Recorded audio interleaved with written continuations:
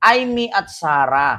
Aimee, Sara, Chis Escudero, Bato, Harry Roque, PBBM, Duterte, at ang West Philippine Sea. Ayon. So ito na mga kababayan. Unahin natin itong pinakamaganda na topic ngayon na kung saan si Bato. Oo, si Bato may warrant. Sabi ko nga sa inyo patapusin nyo itong eleksyon Pag natapos yung eleksyon, mayayanig ang mundo ng mga saltik. Sabi ko sa inyo. Mga kababayan, eto na. Si Bato, sabi ni Attorney Conte. Ayan, actually mga kababayan, ito, gusto ko lang ipakita sa inyo. Actually, sabi ni Attorney Conte, wait lang. Bato may warrant na. Check ko lang, hanapin natin yung aking pinapanood kanina dito sa ating YouTube. Ayan, ito na. Naku, Bato de la Rosa, may ICC. May warrant na si Bato or si Mr. Clean. Eto, mga kababayan. Pag-usapan natin. May ads lang, pasensya na po kayo. I-skip lang natin yung ads. It's Shopee Mall. Of course, you've got your favorite brand. It's Shopee Mall. Of course, we always... Ba yung Senator? Ito ha. For the weekend? Ayan, mga kababayan, klarong-klaro naman po. Ayan Ito kung nakita ninyo. ICC arrest warrant para kay Bato.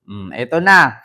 Pakinggan natin ang sagot ni Bato kasi according kay Attorney Conte, next week may warrant na. Tandaan ninyo, siyam pa ang nakatinggang huhulihin. Siyam or 9. Siyam ang nakatinggang huhulihin. So ngayon, kapag nilabas ba ang warrant ni Bato, kasali ba ang 8 pang siyam si Bato? Basta ang pagkakarinig ko sa balita dito sa 1PH ng TV5 ay may warrant na si Bato na ilalabas next week according kay Attorney Conte ng ICC. So ito po, mga kababayan, pakinggan nyo po. Ma'am Susan Vergara, hello po dyan sa US, ingat palagi. So ito, pakinggan nyo ha, mga kababayan. Ito na. Inanunsyo po ni ICC Assistant Counsel Attorney Cristina Conti na posible daw po nga may lumabas na arrest warrant mula sa ICC laban po sa inyo in the coming weeks. Senator, ano po ba ang naririnig nyo? Hala. Siyempre, hintay lang naman ako kung talagang meron yan.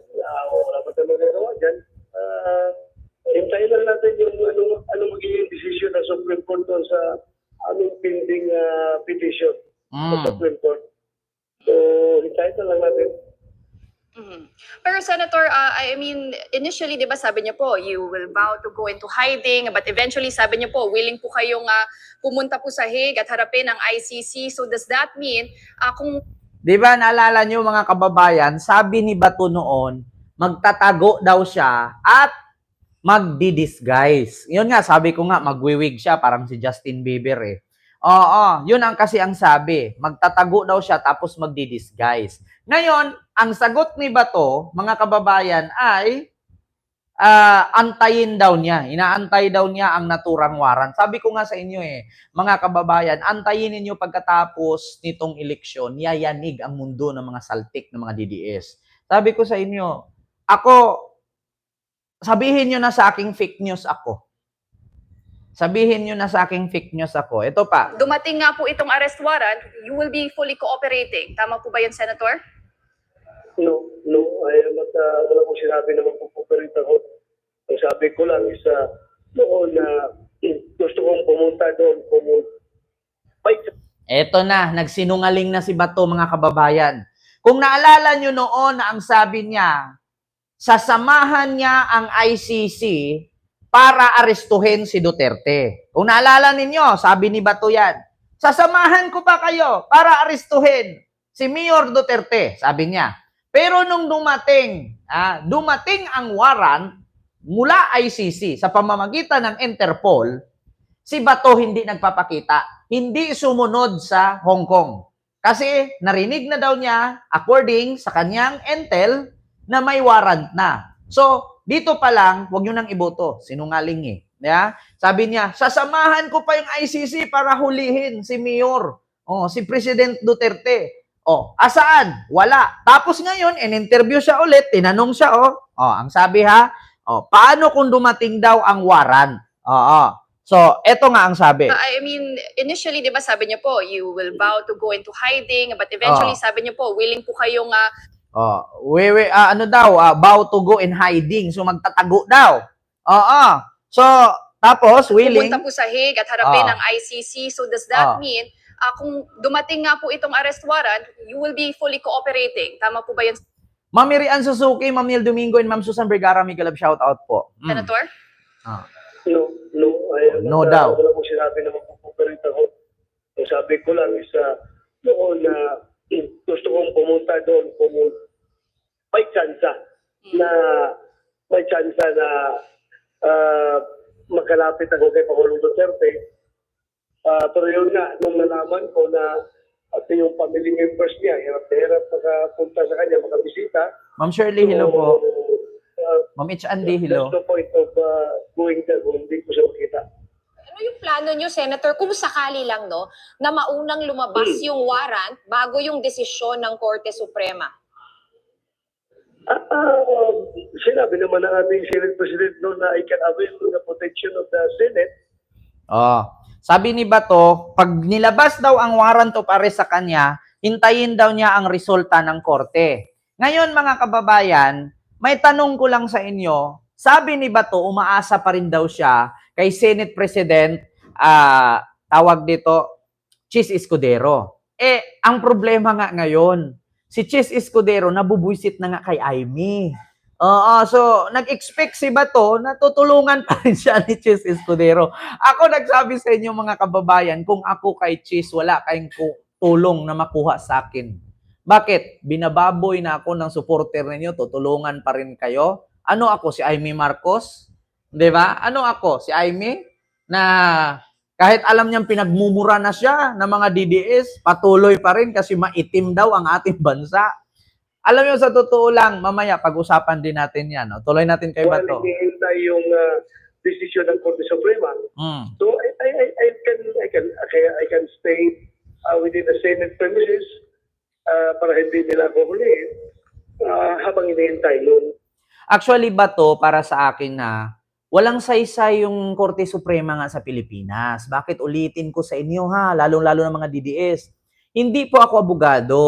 Pero kung makinig po kayo sa mga sinasabi po ng mga abogado sa ICC, lalong-lalo na kay Attorney Cristina Conte, lalong-lalo na kay tawag dito De Leon, kay Dan De Leon na abogado ng ICC, yung lalaki na medyo chubby, tapos si Attorney Cristina Conte, at higit sa lahat kay Trillanes, hindi sa Pilipinas final ang kaso ng mga sangkot sa AGK na yan. Or sa war on drugs. Hindi sa Pilipinas final. Kaya wala pong power ang Korte Suprema ng ating bansa na harangan kapag inaresto itong mga tambaluslos na to. Hanggat nag-okay ang Malacanang at sinuportahan ng Malacanang ang Interpol na maghuli sa kanila, walang saysay ang Korte Suprema. Aanhin nyo pa yung Korte Suprema, samantalang nanghihingi nga ng tulong ang Malacanang sa Korte Suprema, wala nang nagrepresenta. Di ba? Yan tanong ko sa inyo, kailangan pa ba ng Korte Suprema para hulihin si Bato? Hindi na. Nung nangangailangan nga ang Pilipinas na magrepresenta ng abogado doon sa ICC, umatras si Guevara, di ba? Guevara ba apelyido noon? Umatras nga yung abogado sa Korte Suprema eh. Sino ba yung nag-abogado, tumatayo, pumalit sa kanya? Di ba si Rimulya? Kasi ayaw nilang sumipot doon, ayaw nilang mo-present, ayaw nilang pumunta sa ICC, tinanggihan nila si BBM. Tapos ngayon, harang-harangin ninyo si Bato pag hinuli. Tuloy. Decision ng Korte Suprema. Now, on another issue, Senator, there's been a recent spate of kidnappings, especially involving Filipino-Chinese. And ang itinuturo ay mga remnants ng POGO operations. Ano po ang masasabi ninyo dito? Mm. Remnant na POGO operation o kung sino man yan, Mm. kung may mga iskalawag man dyan na involved, still it's kidnapping. Kidnapping po lang siyang pa rin yan at nakakasira po yan sa ating imahe at nakakasira sa ating ekonomiya. Mhm. Oh, yung issue dyan sa Pogo kidnapping na yan, isisi nyo kay Harry Roque. Si Harry Roque maraming alam. Marunong nga magpagawa ng faking video eh. Di ba? Marunong nga magpagawa ng faking video. Yung Pogo pa kaya, hindi alam ni Roque. Diyan siya kumikita. Di ba? Oh, Ma'am Dali Babes Castro, first ever squad. Miguel love shoutout po. And kay Felisa Danyo, kay Ma'am Nil Domingo, Ma'am Rian Suzuki, Ma'am Susan Vergara, kay Helson, wala ng public trusting ang majority Filipino. Sana palitan na ang mga Supreme Court judge natin, sabi ni Helson Isla. Kaya nga po, di ba? Wala ka nang maasahan. Tingnan nyo. Si Pangulong Bongbong Marcos, nanghingi ng abogado sa Supreme Court para magrepresenta doon sa ICC. Kasi anuhin nga si Digong, umatras. Oh, kaya ngayon ang tumayo si Rimulya. Di ba? No, big deal ang pag-alis ng 3 putakte. Actually, sila lang ang umalingasaw sa kabahuan ng Team PBBM, sabi ni Arlene Bernardo. Yan, Lakers Fans TV, Miguel love shoutout po kay Ma'am Erlinda Alsula, Miguel love shoutout po. So, eto na, mga kababayan, dito, si Amy